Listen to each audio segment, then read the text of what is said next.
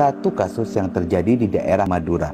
Seorang wanita ditemukan sudah tergeletak di pekarangan rumah secara misterius. Pada akhirnya, kasus ini pun berhasil terungkap dan ada rahasia yang terbongkar setelah kematiannya. Bagaimana kisahnya? Yuk kita simak videonya. Awal kisah kita mundur ke tahun 2020 dari sebuah martabak manis. Ada seorang pria berusia 25 tahun bernama Sony Safaat yang menjadi pedagang martabak manis tersebut. Dirinya berdagang di daerah Kelurahan Banjaran, Kota Bangkalan. Martabak manis itu bisa dikatakan ramai pembeli dan sudah banyak memiliki pelanggan. Dari banyaknya pelanggan, salah satu pelanggan adalah seorang wanita berusia 39 tahun bernama Husnul Khotimah. Khotimah ini seorang ibu rumah tangga dan telah memiliki suami dan 3 orang anak. Lantaran seringnya membeli martabak manis yang dijual oleh Sony, keduanya pun semakin dekat dan akrab. Dari kedekatannya itu, keduanya pun baru menyadari jika mereka bertetangga dan rumah mereka pun saling berdekatan di Desa Karangduek, Kecamatan Arosbaya, Bangkalan, Madura.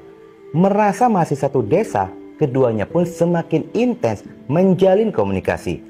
Namun, ternyata Khotimah ini pun sangat tertarik dengan resep martabak manis yang dimasak oleh Sony. Khotimah bersama dengan sang suami mendatangi Sony yang sedang berjualan. Di saat itulah Khotimah pun menyampaikan keinginannya, ingin mengetahui bumbu untuk membuat martabak.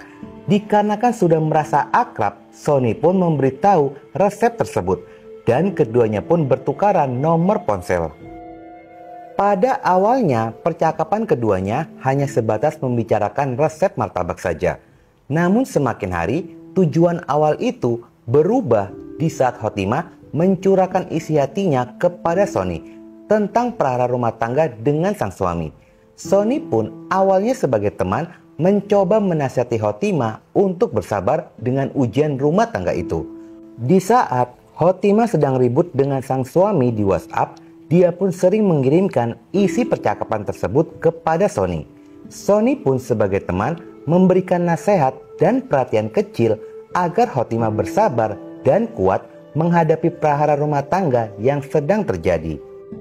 Namun, perhatian kecil dari Sony rupanya menjadi bumerang.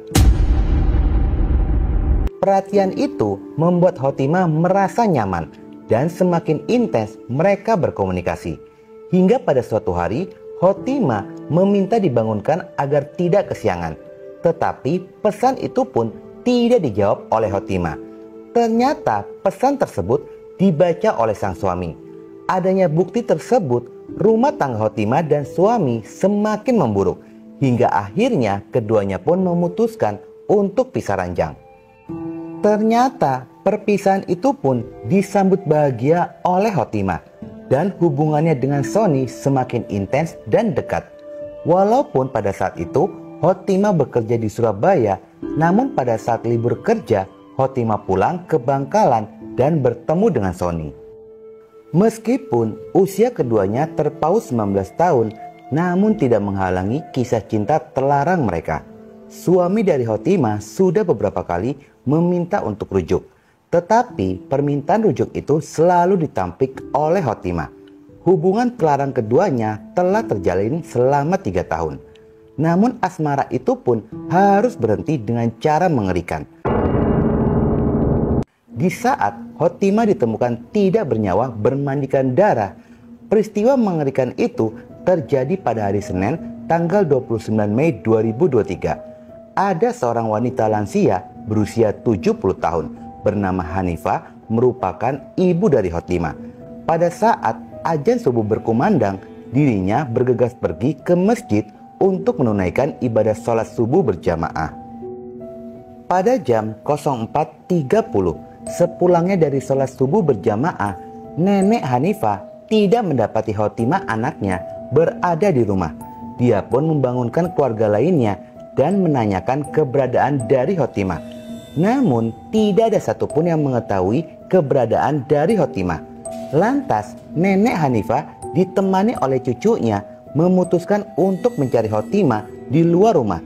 Baru saja 10 meter keluar dari rumah dan masih berada di pekarangan rumah, Nenek Hanifah menemukan tubuh Khotimah sudah tergeletak tidak bernyawa. Sontak saja lingkungan sekitar pun menjadi gempar dengan suara meminta tolong dan teriakan histeris. Penemuan itu pun segera dilaporkan ke pihak kepolisian.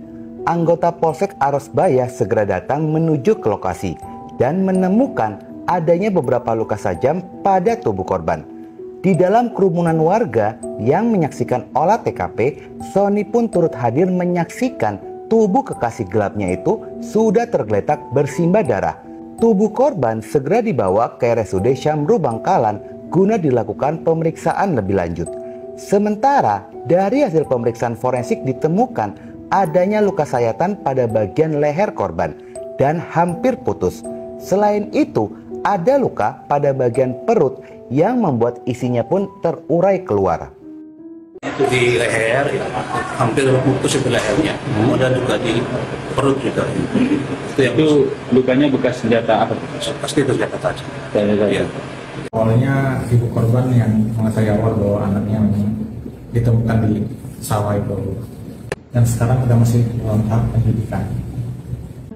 Pihak kepolisian pun menggali keterangan dari 6 orang saksi yang terkait dengan korban. Dari keterangan saksi, jika rumah tangga korban dalam kondisi tidak sehat, sehingga polisi pun memeriksa intensif suami dari korban. Namun di dalam pemeriksaan, polisi tidak menemukan jika suaminya terlibat pada kematian Khotimah. Pihak kepolisian pun terus mendalami kasusnya. Polisi bergerak cepat dan hati-hati dikarenakan pada kasus ini minim petunjuk dan saksi. Setelah menjalani serangkaian pemeriksaan, tubuh korban pun segera dikembalikan ke pihak keluarga dan segera disemayamkan. Pada malam harinya, pihak keluarga menggelar pengajian tahlilan untuk mendoakan korban. Di dalam acara itu, Sony pun turut hadir mendoakan kekasihnya itu. Bahkan Sony hadir bukan hanya pada malam pertama saja, namun pada malam kedua, Sony pun tetap hadir. Pihak keluarga meminta polisi untuk mengungkap kasus pembunuhan Khotimah, wanita kelahiran 1984 ini. Berdasarkan dari keterangan saksi, jika sebelum korban ditemukan tidak bernyawa, terlihat korban ini sering berkomunikasi via ponselnya. Namun pada saat kejadian itu, ponsel korban pun tidak ditemukan. Seperti apa, Bu? Ya, saya sebagai kakak atau keluarganya, semoga pelakunya tepat ditemukan dan ditangkap saja dan mendapat keadilan. Setelah pihak kepolisian melakukan penyelidikan selama 3 hari setelah penemuan tubuh dari korban, tepatnya pada tanggal 1 Juni 2023, pihak kepolisian pun menangkap Sony Safaat di rumahnya. Penangkapan itu pun membuat warga dan keluarga dari korban pun sangat terkejut. Lantaran setelah pembunuhan itu terjadi, tidak terlihat adanya gelagat mencurigakan dari Sony. Bahkan dirinya pun sempat hadir saat olah TKP polisi dan pada saat pihak keluarga mengadakan pengajian tahlilan. Setelah tertangkap pelaku ini, keluarga pun baru mengetahui jika Sony adalah kekasih gelap dari korban. Dan korban pun dalam kondisi hamil. Selain polisi menangkap pelaku, polisi berhasil mengamankan sajam pisau serta ponsel milik pelaku.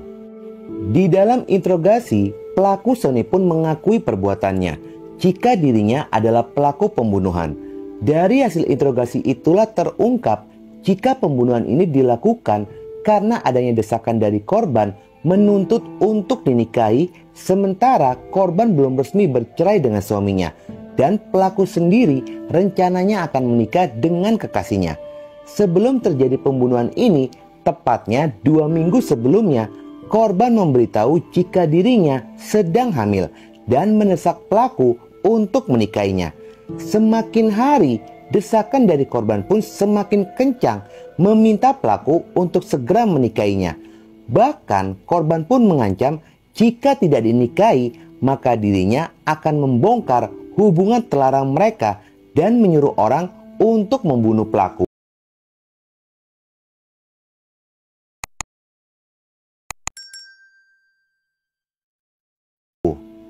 Suruh nikahin, akhirnya ini nggak mau, saya diancam. Di malam itu, oh, 2 minggu yang sebelum itu saya diancam. Ya, waktu itu kan ancam juga ya. Malam itu ngantuk juga.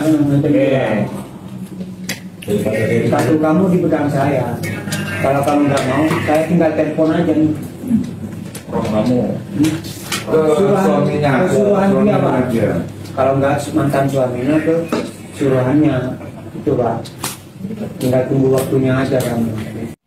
Pelaku yang sudah merasa tertekan sangat geram dengan sikap korban, mulailah timbul keinginan untuk membunuh korban. Pelaku yang pada saat itu sudah menyiapkan sajam pisau lalu menghubungi korban mengajaknya bertemu, dan korban pun sepakat untuk bertemu. Pada tanggal 29 Mei 2023 jam 1 dini hari, pelaku tiba duluan di sebuah musola yang tidak jauh dari rumah korban. Pelaku memberi kode kepada korban jika dirinya sudah berada di lokasi. Korban pun segera keluar, di mana pada saat itu pun penghuni rumah sudah tertidur. Di dalam pertemuan itu, niat pelaku untuk membunuh korban pun kembali padam. Di saat fokusnya pecah ketika keduanya memadu kasih di dalam musola. Setelah keduanya puas memadu kasih, korban kembali menanyakan kapan pelaku akan menikahinya. Pertanyaan yang terlontar dengan nada yang sangat marah. Pikiran yang baru saja plong kembali ruwet. Pertanyaan itu membuat pelaku naik pitam.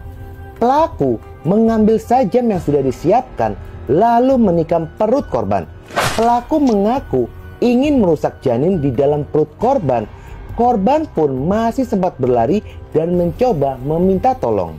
Berjarak 10 meter dari rumah korban, pelaku berhasil menangkap dan segera menghampirinya, lalu membekap mulut korban dan menempelkan sajam ke lehernya, lalu menggerakkan sajam ke kanan dan ke kiri. Korban pun akhirnya kehilangan nyawa dengan luka terbuka hampir putus pada bagian lehernya. Dan akhirnya korban pun jatuh tidak bernyawa. Tubuh korban pun berhasil ditemukan dan kasus terungkap. Kasus ini pun sedang berjalan di ranah pihak kepolisian. Melihat pembunuhan ini adalah pembunuhan berencana. Vonis maksimalnya adalah pidana mati telah menantinya. Guys, intisari dari kisah ini, jika rumah tangga dalam kondisi tidak sehat, sebaiknya selesaikan dulu apakah harus bercerai atau rujuk. Jangan belum jelas statusnya sudah mencari pasangan lainnya. Perselingkuhan adalah sumber petaka. Oke guys, sekian dulu video gue hari ini.